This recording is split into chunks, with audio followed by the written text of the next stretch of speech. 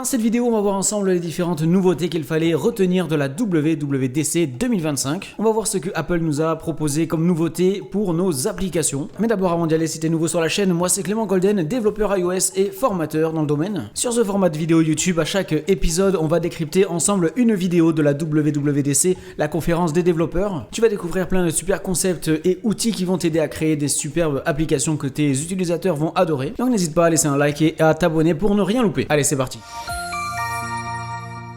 Donc on va regarder cette petite vidéo là aujourd'hui, c'est le récapitulatif de la vidéo WWDC Platforms State of the Union. Je fais cette vidéo, on est le 28 mars 2026, donc bon, vaut mieux tard que jamais comme on dit.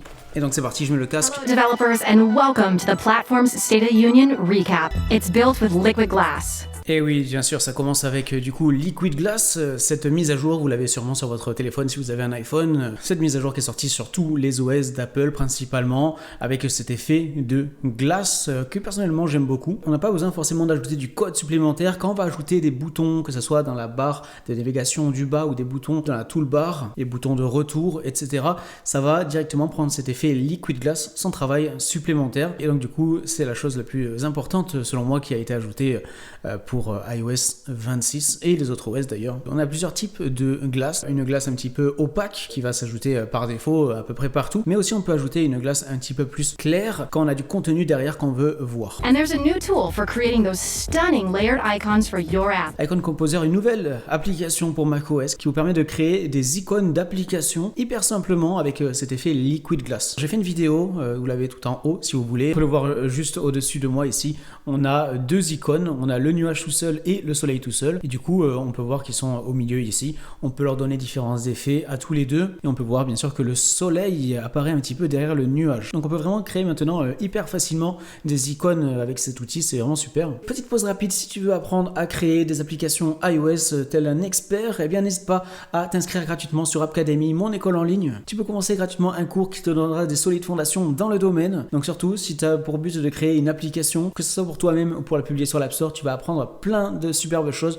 Donc n'hésite pas à t'inscrire, c'est gratuit. Premier lien en description. Allez, sinon on reprend la vidéo. Let's talk Apple Intelligence. Apple Intelligence, bien sûr. Bon, on est d'accord que à ce jour, au moment où je fais cette vidéo en avril 2026, Apple Intelligence, c'est pas trop ça. C'est déjà un petit peu intégré dans les différents OS, mais c'est vraiment ultra simpliste. Mais bon, il y a des rumeurs comme quoi ça devrait s'accélérer en fin d'année. Voilà, pour l'instant, on a quelques outils. On peut créer vite fait des images.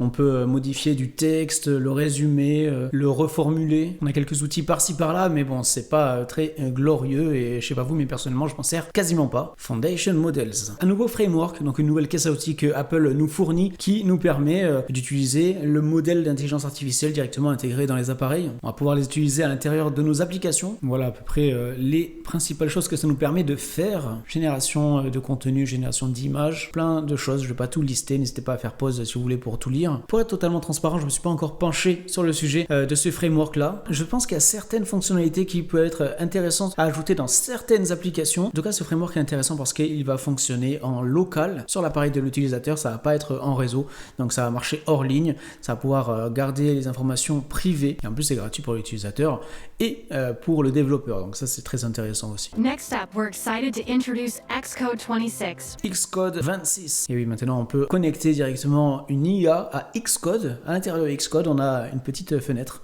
un petit onglet sur le côté comme ça. Si on a une erreur dans notre code, on peut lui demander qu'est-ce que c'est que cette erreur, comment la résoudre. On peut lui demander plein de choses. Il va pouvoir avoir une vision globale du projet. Si on ne sait plus comment faire telle ou telle chose, on va pouvoir lui demander comment faire. Donc c'est vraiment très intéressant, je trouve, d'avoir cet outil directement intégré dans Xcode au lieu d'avoir une autre fenêtre et devoir copier-coller, etc. Donc c'est vraiment super ce qu'ils ont ajouté là. For what's new with SwiftUI, Summer. Take it away. SwiftUI, donc bien sûr le framework qui nous permet de créer nos interfaces utilisateurs, tout ce qui va se voir à l'écran, nouveautés de SwiftUI, meilleure performance, des graphiques en 3D. Récemment je me suis servi du framework Charts, donc les graphiques, pour ajouter des graphiques justement à une application perso que j'ai créée qui me permet de faire de la corde à sauter, qui me permet de traquer mon évolution dans mes performances de corde à sauter. Voilà, c'est une application vraiment personnelle pour moi uniquement. J'ai fait pas mal de projets comme ça aussi et donc j'ai utilisé les charts à l'intérieur, c'est vraiment très sympathique. Voilà, je fasse une vidéo sur le sujet, dites-moi si ça vous intéresse. Et donc SwiftUI, on a maintenant les rich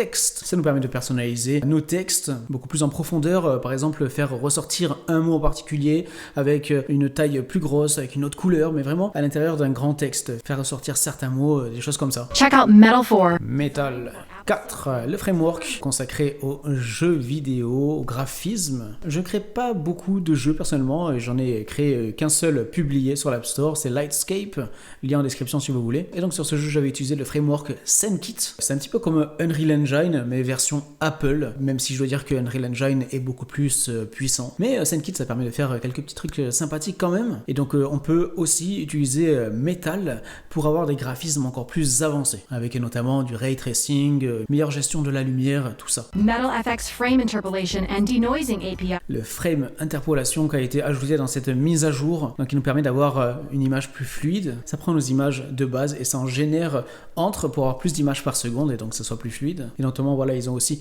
ajouté un outil qui permet aux développeurs de porter leur jeu sur les appareils Apple plus facilement avec cet outil Game Porting Toolkit. Donc on a un nouveau design, Apple Intelligence, mise à jour de Xcode, Swift, SwiftUI et de Metal. Donc voilà ce qu'ils nous mettent en avant pour les principales nouveautés de la WWDC 2025. Et maintenant pour la prochaine vidéo de ce format, on va du coup regarder une autre vidéo de la WWDC 2025 en attendant que sorte la 2026. Ça nous fera patienter un petit peu. Du coup en attendant on va pouvoir rentrer un petit peu plus dans le détail de certains éléments, de certains frameworks dans la suite de cette série YouTube. Encore une fois n'hésite pas à laisser un like, un commentaire, à t'abonner à la chaîne si c'est pas fait.